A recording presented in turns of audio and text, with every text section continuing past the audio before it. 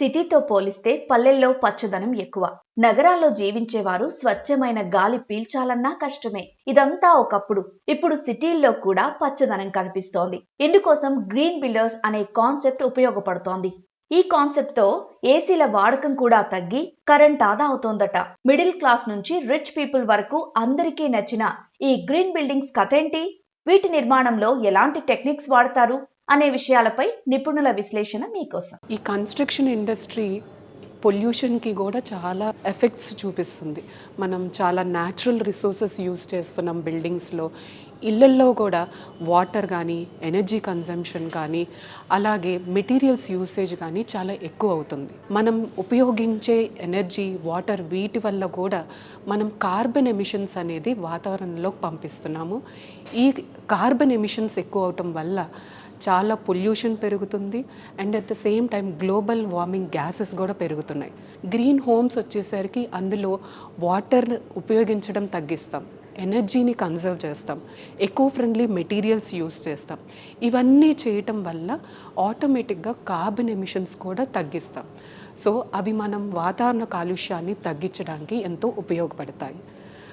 Materials వచ్చేసరికి green materials అనేది water పరంగా కానీ ఈవెన్ ఎనర్జీ ఎఫిషియన్స్ మెటీరియల్ కానీ even interior materials, eco friendly paints, eco friendly house keeping materials, furniture ఇటువంటివి కూడా ఎకో ఫ్రెండ్లీ మెటీరియల్స్ వస్తున్నాయి. ఇప్పుడు వచ్చేసి మనము ఈ ఏరోకాన్ బ్రిక్స్, ఏఏసీ బ్లాక్స్ అంటాము, అలాగే ఫ్లై యాష్ బ్రిక్స్ అని కూడా అంటాం. మీరు చూస్తున్నారు ఇది చాలా లైట్ వెయిట్ కూడా మేము ఎలా పట్టుకోగలుగుతున్నాను. At the same time cement block అనేది చాలా బరువుగా ఉంటుంది.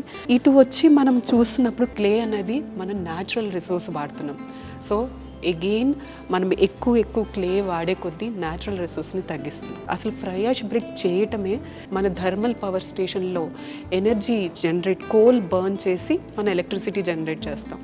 సో ఆ కోల్ బర్న్ చేస్తున్నప్పుడు వచ్చే వేస్టే ఫ్లై యాష్.